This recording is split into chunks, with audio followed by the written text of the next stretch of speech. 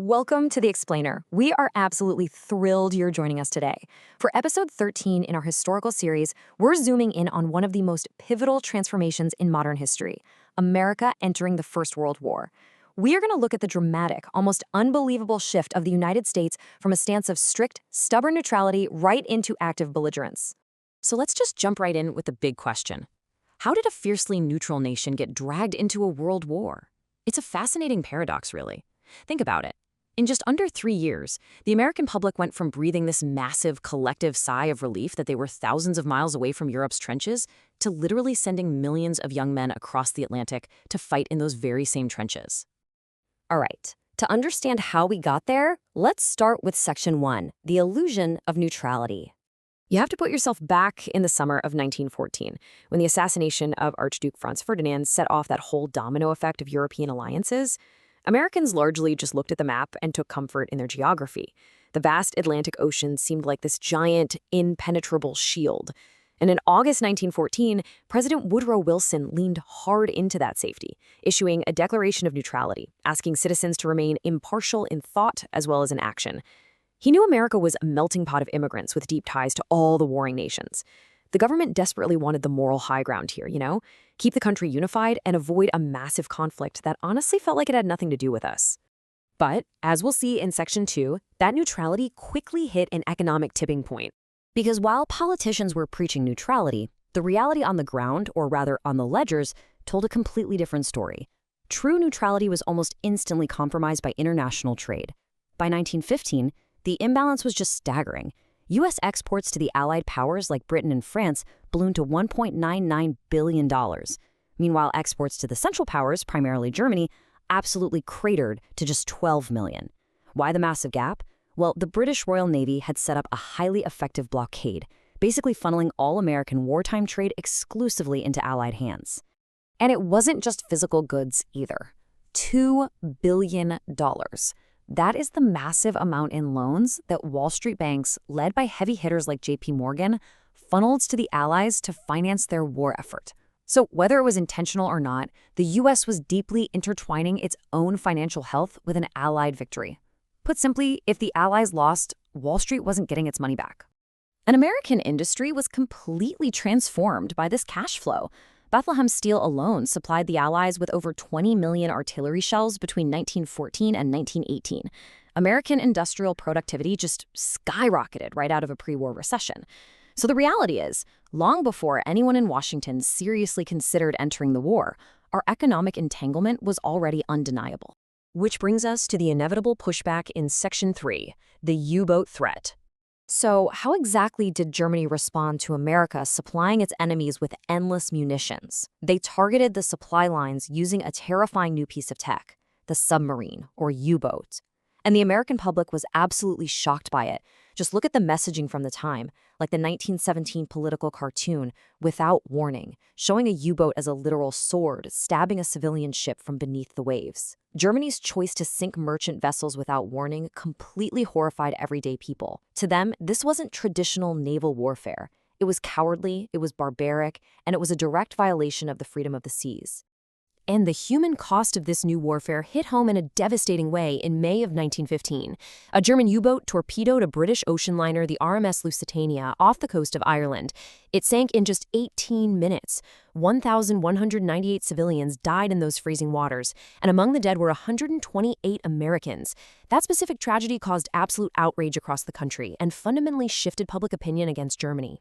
But the Lusitania was really just the beginning of the crisis. Tension kept mounting into 1916. Another passenger ship, this Sussex, was torpedoed in March. Germany, desperately trying to avoid pulling the U.S. into the fight, actually issued the Sussex Pledge in May 1916, promising they would warn ships before sinking them. But by February 1917, Germany was backed into a corner. They gambled. They figured that resuming unrestricted submarine attacks would starve Britain into submission before America even had time to mobilize its military. So they broke their pledge. As if the submarines weren't enough, Section 4 covers the spark that blew everything up, the Zimmermann telegram. Because while the submarine warfare severed diplomatic ties, it took a literal espionage thriller to shatter American isolationism for good. Honestly, this reads like a spy novel. The German foreign minister, Arthur Zimmermann, sends a coded telegram to the German ambassador in Mexico.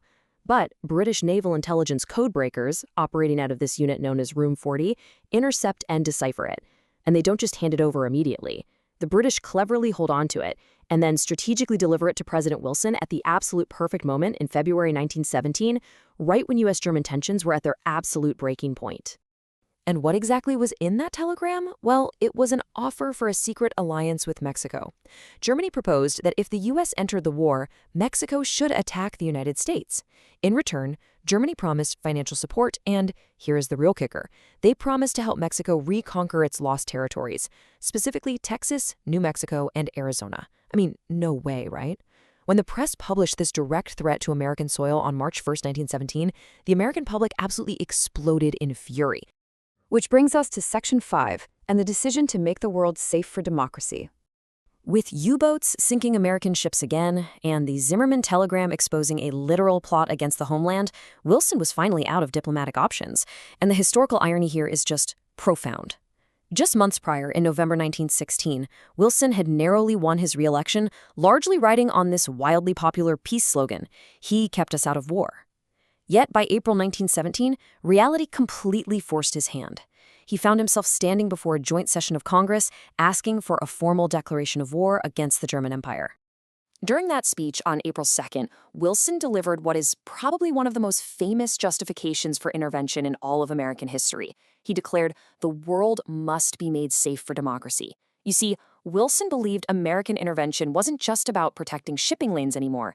He saw it as a moral imperative to stamp out European autocracy and militarism, and to actively reshape the entire post-war global system. Congress overwhelmingly agreed with him, and war was officially declared on April 6, 1917. Now, declaring a war and fighting it are two very different things. Let's look at Section 6, America Mobilizes. In early 1917, the U.S. Army only had about 133,000 men, mostly set up for border patrols and constabulary duties. They were nowhere near ready for the massive industrial meat grinder of the Western Front, but that changed fast. 24 million. That is the staggering number of American men who eventually registered for the newly instituted Selective Service. The United States just rapidly pivoted, turning its unbelievable industrial and economic strength into raw, overwhelming military manpower. Now, it's absolutely crucial to understand how America actually viewed its role here. The U.S. never formally joined the Allied alliance. Instead, they carefully designated themselves as an associated power. President Wilson insisted that the American Expeditionary Force, led by General John J. Pershing, remain a completely independent fighting entity. He did not want the U.S. getting bogged down in Europe's old imperial politics, because he wanted the diplomatic leverage to dictate the peace on American terms later on. And the timing of America's entry? It completely shifted the balance of the war. In 1917, Russia was collapsing into revolution and exiting the conflict, which easily could have handed Germany the victory. But the U.S. stepped right into that gap.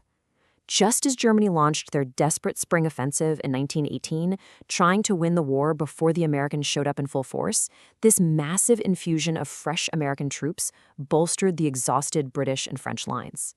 Basically, the richest great power replaced the poorest.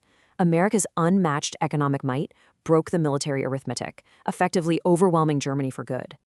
Which brings us to a final thought to leave you with. By crossing the Atlantic, the United States abandoned a century of isolationism. So, how did this new American interventionism forever reshape the 20th century?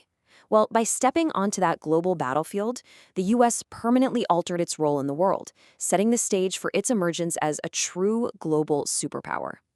Thank you so much for joining us on this explainer.